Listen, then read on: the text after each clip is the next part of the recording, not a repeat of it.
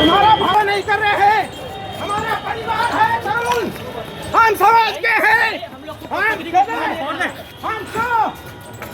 हमको किसी तरह से डराया नहीं जा सकता। निशान बन रहे हैं और आप भी देख रहे हैं कि एक दिन बाद के भी निशान मौजूद हैं। तो किस तरीके से उन्होंने टॉर्चर किया है, 3rd डिग्री हमको दी है।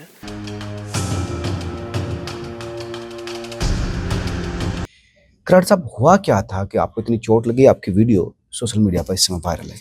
देखिए, मैं तरुण के परिवार से, क्योंकि मैं उनका रिलेटिव भी हूँ और परिवार का प्रतिनिधि भी हूँ। जो 5 लोगों के नाम दे रखे थे उनमें एक नाम मेरा भी है कि कहीं बातचीत करनी हो किसी से परिवार के लिए, तो उन लोगों ने मेरे को भी नाम दे रखा अच्छा, था। परिवार की तरफ से आप ऑथोराइज पर्सन हैं? जी, जी, ऑथराइज पर्सन हूँ और मैं एक सामाजिक व्यक्ति हूँ। मैं किसी पार्टी से बिलोंग नहीं करता हूँ, लेकिन सामाजिक मुद्दों पे मैं कार्य करता रहता हूँ और खटीक समाज का मैं राष्ट्रीय अध्यक्ष भी हूँ। अच्छा अच्छा अच्छा, खटीक सोसाइटी को आप नुमाइंदगी भी करते हैं? जी, पूरे भारतवर्ष में मैं खटीक समाज के कार्यक्रम भी आयोजित करता रहता हूँ और अपने सब सुख-दुःख में मैं शामिल भी रहता हूँ। तो लोग मुझे अपने परिवार की तरह मानते हैं और मैं जाता भी, कई आंदोलन में मैंने भाग भी लिया था।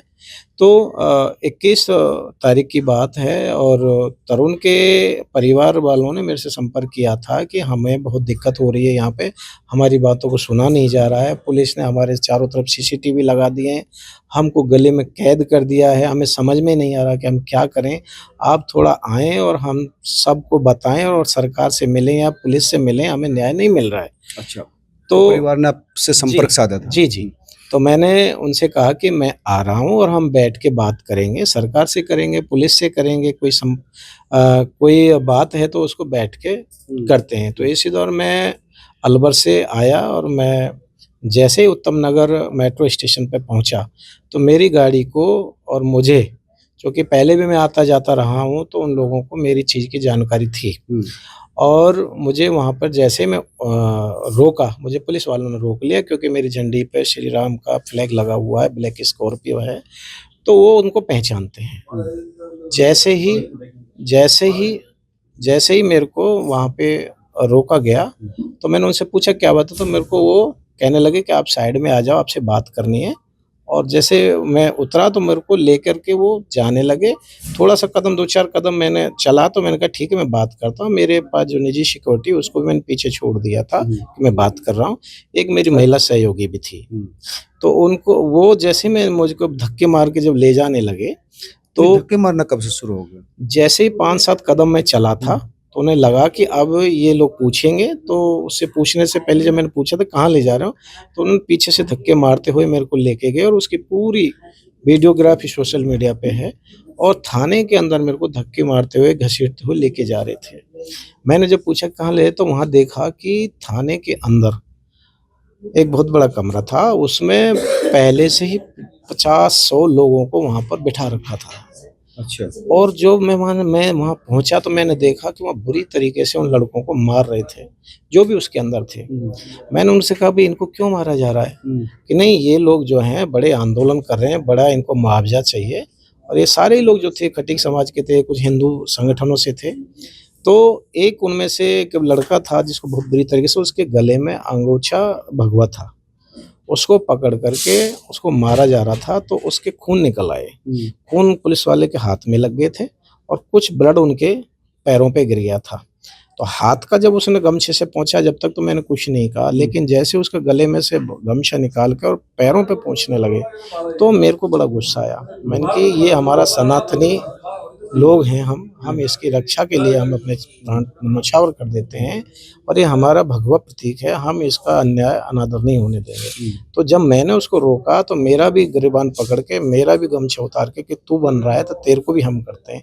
तो जैसे ही करने लगे तो मेरे को मेरे सिर में मारा, चोटें मारी और लोगों को मारा, मेरा खून मेरे सिर में मारा, 5-6 टाँके आ गए थे, पूरा खून हो गया, मैं बेहोश हो गया। जो मेरे साथ में लोग थे, वो उन लोगों ने जब ऑब्जेक्शन किया तो मुझे लेकर के पुलिस अपनी जिप्सी से और इंदिरा गांधी हॉस्पिटल लेके गए। तो आपके साथ मारपीट थाने के अंदर हुई है? बिल्कुल, थाने के अंदर हुई है और थाने में बिठा के मेरे को मारा गया है। अच्छा, तो आपको प्रोटेस्ट के दौरान नहीं, किसी भी तरीके से नहीं। हमारे कोई ना, हमने किसी पे पत्थर फेंके, ना किसी प्रकार का विरोध किया, ना किसी प्रकार के हम तो परिवार से मिलने जा रहे थे और मैं बिठा के अंदर मारा था। अभी अच्छा, सुप्रीम चोट कोर्ट आपको भागते हुए या उस तरह नहीं, प्रोटेस्ट नहीं, करते हुए नहीं? बिल्कुल नहीं, पूरा वहाँ पे अंदर बैठा के मारा है और एक जगह पे इकट्ठा करके मारा है और मुझे ही नहीं सभी को मारा है और मेरे सिर पे मारा है। चोट आया खून निकले तो हमको इंदिरा गांधी हॉस्पिटल में लेके गए। वहाँ से फिर मुझे एम्स में लेके गए एकदम से पीछे के गेट से। जब पूरी पब्लिक वहाँ पहुँचने लगी, विरोध बढ़ने लगा। फिर वहाँ से भी एम्स से भी ना मेरी फैमिली को बताया, ना ही मेरा कोई असिस्टेंट, ना ही कुछ नहीं। और जो मेरी महिला सहयोगी थी उसको भी रात के 12 बजे तक पुलिस थाने में बिठा कर रखा। सुप्रीम कोर्ट की भी गाइडलाइन है, उसका भी उन्होंने उल्लंघन किया। किसी महिला को जो है 5 बजे के बाद थाने में नहीं बिठाया जा सकता। ये सब उन्होंने दिल्ली पुलिस ने धज्जियां उड़ाई हैं। उत्तम नगर के पुलिस थाने में इतनी बर्बरता की है कि मैं समझता हूँ कि ऐसी कभी भी किसी के साथ भी नहीं होता। क्या हमारा ये दोष है कि हम अपने तरुण की हत्या के लिए मांग उठा रहे थे, या हम जो खटीक समाज है वो अपने अधिकारों के लिए लड़ रहा था, अपने न्याय के लिए लड़ रहा था, उनका एक तरह से दमन किया गया है। नहीं, ये तो जस्टिफाई नहीं किया जा सकता, महिला को भी रखना और आपके साथ थाने में मारपीट करना। क्या आप कर क्या रहे थे इतना? पुलिस ने क्यों आपको मारपीट की कि आप इस तरह वो करा क्या था? क्या आप मतलब जो रंग खेलने गए थे या होली मनाने गए थे? ऐसा कुछ भी नहीं है, हम तो परिवार से मिलने गए थे। आप किसी भी वीडियो में कहीं भी कहीं ऐसा दिखेगा नहीं कि कोई अवरोध कर रहा है। दुनिया भर के लोगों के वीडियो सोशल मीडिया पे पड़े हैं, ना कोई रंग लगा रहा है, ना कोई कुछ कर रहा है। हम तो भाई ईद वाले ईद मना रहे हैं, हम तो अपने परिवार से मिलने जा रहे हैं। हमने किसी को रोका? हम किसी मुस्लिम को ईद नहीं लगा बना रहे हैं, किसी को रंग नहीं डाल रहे हैं। हम तो अपने लोगों से मिलने जा रहे हैं। नहीं, पुलिस का ये कहना था कि कई लोगों ने ऐलान किया था कि ईद के दिन होली मनाएंगे, तो इसकी वजह से वहां पर जो है इतनी सारी फोर्स थी, इतना सारा विरोध किया जा रहा था। नहीं, अगर ऐसा किया भी हो तो उससे क्या फर्क पड़ने वाला है? कोई भी व्यक्ति कभी भी मना सकता है, लेकिन जिसका विरोध कर रहे हैं ईद, मुसलमानों से तो कोई नहीं मना रहा। अगर कोई मना भी रहा होगा तो अपने हिंदू भाइयों से मना रहा होगा। हालांकि ऐसा कोई होली मतलब होली होली मना रहा है, कोई अपने होली मना रहा है तो अपने परिवार के लोगों से मना रहा होगा। क्योंकि ये तो पता ही है कि होली वाले दिन हिंदुओं के त्योहारों को मनाने ही नहीं दिया था। तो ऐसा मानते हैं कि किसी भी अवसर बारे के बाद में अगर कोई किसी त्योहार को उठाता है तो उसको उठाना पड़ता है ताकि वो आगे का मना सके। तो ऐसा कुछ था भी नहीं। और अगर ऐसा हो भी जाता और कोई होली भी मना भी लेता तो कौन सा बड़ा पहाड़ टूट पड़ता? किस पे उन्होंने किसी को पत्थर मारे? एक रंग ही तो किसी ने कहा होगा, वो तो हमने भी नहीं कहा। हम तो परिवार से मिलने आए। परिवार से मिलने, परिवार मिला आपसे फिर?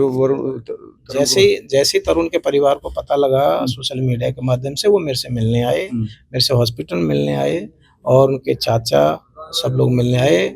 मेरी जो महिला सहयोगी थी उसको भी रात के 9 बजे तक बिठा के रखा, अभद्रता की। मेरी जो निजी सिक्योरिटी है उसको भी पुलिस थाने में बिठा के रखा। मेरी गाड़ी, उनको सबको बंद कर दिया है। और पता नहीं उनकी क्या ऐसी है कि वो ये चाहते हैं कि भाई किसी तरीके से ये आंदोलन नहीं हो, इसको दबाया जाए या मेरे पे दबाव बनाया जाए। लेकिन उनको ये मालूम होना चाहिए कि हम भारत के उस वंश से ताल्लुकात रखते हैं। हम हिंदू, क्षत्रिय और सूर्यवंशी खटीक समाज से हैं, जिन्होंने मुगलों को नहीं टिकने दिया, जिन्होंने बाबर को रोक दिया। तो हम वो लोग हैं। भले ही हमारे इतिहास में हम हर दौर में हमने संघर्ष किया है और जो हमारी सामुदायिक की जो चीज़ें रही हैं उनको भी हम एक इस तरह से देखते हैं कि हमारी आत्मसम्मान को और हमारे स्वाभिमान को एक तरह से जो ठेस पहुंचाई गई है, हमारा अस्तित्व को मिटाने की कोशिश की है। लेकिन वो भूल रहे हैं कि हमारे अस्तित्व को मिटाया नहीं जा सकता, हमारी पहचान को मिटाया नहीं जा सकता, क्योंकि हमारी पहचान हमारे खून में है। छैल सिंह जी, आज़ादी से पहले कुछ हुआ, लेकिन आज़ादी के बाद तो सब लोग जो है स्वतंत्र है। अब यहाँ भी इस तरह से होगा तो वो तो ठीक नहीं है। कैसे? हमको तो ऐसा लग रहा है कि शायद आज़ादी से पहले ही सुखी रहते होंगे लोग, क्योंकि जिस तरह से हमने पूरा वातावरण यहाँ पे बना हुआ, भारत में हिंदू एक बाहुल्य देश है, उसमें रहते हैं, अमन चैन से रहते हैं। लेकिन कुछ लोगों की वजह से वोट बैंक की राजनीति है या क्या मामला है कि उनको खुश करने के लिए, क्योंकि हमने कल एक वीडियो देखा था उसमें मुस्लिम समुदाय जो है पुलिस पे फूल बरसा रहा है और उनको शायद अति उत्साहित होकर के पुलिस ने और उनको ये भरोसा दिलाया कि देखो हम तुम्हारी अच्छी तरह से, अब होली को हम इनके को मनाते, तो हमारे होली वाले दिन तो हमारे भाई को मार दिया और ईद वाले दिन हमको मार दिया, पीटा है, किया है। तो ये तो सब उनको खुश करने के लिए है। नहीं, पुलिस का कहना था कि शांति बनाने के लिए थोड़ा सख्ताई करनी बहुत जरूरी थी। देखो सख्ताई क्या, सख्ताई में मतलब ये कभी है कि एक साथ बैठा करके अंदर बैठा के मारना, नहीं, ये वो- सख्ताई है। अगर कोई उनको ये करना था, लाठी चार्ज भी होता तो वो रोड पे होता, तितर बितर कर सकते, वहाँ कोई ऐसा माहौल ही नहीं था। उनको पकड़ के अंदर बिठा रहे हैं, वहाँ मार रहे हैं उनको। क्यों मारा, मतलब वजह इतना क्या, इतना थाने के अंदर कैसे, इतना कहाँ कहाँ चोट लगी आपको? मेरे सिर में चोट लगी, यहाँ टाँके आए हैं, मेरे बाजुओं में लगी है, मेरे इसमें लगी है, मेरे पैरों में लगी है, मेरे चेस्ट में लगी है, सब के मेरे चोटें आई हैं। और मेरे ये देख रहे हो आपने, ये निशान दिख रहे हैं, ये एसीपी मनोज मीणा, उसने इतने जोर जोर से मेरे थप्पड़ दिए हैं यहाँ पे, जिसके निशान बन रहे हैं, और आप भी देख रहे हैं कि एक दिन बाद भी निशान मौजूद हैं। तो किस तरीके से उन्होंने टॉर्चर किया है, 3rd डिग्री हमको दी है। एक राष्ट्रीय अध्यक्ष जो कि समाज से अपील कर रहा है, जो समाज से मिलने जा रहा है, हमारी चीजें हैं, उनको भी ऐसे टारगेट करेंगे तो उनका तो सीधा सा ये है कि ना नेतृत्व रहेगा, ना आंदोलन रहेगा, तो नेतृत्व को दबाने की बात है। अच्छा, तो आप इस समझ रहे कि आप जो लीड कर रहे हैं चीजें, इसलिए आपको निशाना बनाया गया? बिल्कुल इसीलिए निशाना बना गया है, क्योंकि कोई भी व्यक्ति हो, जब समाज का कोई जिम्मेदारी निभाता है, नेतृत्व करता है, तो सबसे पहले अगर किसी को दबाना होता है तो उस व्यक्ति को दबाया जाता है, ताकि आगे का जो है वो आंदोलन नहीं फैले और वो दब जाए। लेकिन हम दबने नहीं देंगे। हम मांग कर रहे हैं दोषियों पे कार्रवाई के लिए, तरुण के परिवार के लिए, जिन्होंने अपराध किया उनका एनकाउंटर होना चाहिए, और मुझ पे जिन लोगों ने आक्रमण किया उसमें हम शीघ्र ही सुप्रीम कोर्ट के माध्यम से रिट दायर करेंगे, हाई कोर्ट के माध्यम से रिट दायर करेंगे, और SC/ST का केस दायर करते हुए दोषी पुलिसकर्मी जो ये हमारे साथ किए उनको सस्पेंड कराएंगे। इनके अलावा ACP मनोज मीणा के साथ में 3 लोग और थे जो बिना वर्दी में थे, और 2-3 लोग वर्दी में थे, उनकी सबकी हम वीडियोग्राफी मंगवाएंगे और हम सारे एविडेंस मंगवाकर, CCTV फुटेज मंगवाकर शामिल करवाएंगे। और क्या मांग है आपकी सरकार से या प्रशासन से? देखिए हमारी तो मांग तरुण के लिए है। तरुण के अब ये इतने दिन होने के बाद में किसी प्रकार ना सरकार ने उनके लिए कुछ किया है, ना प्रशासन ने कुछ ऐसा स्ट्रॉन्ग वो लिया है।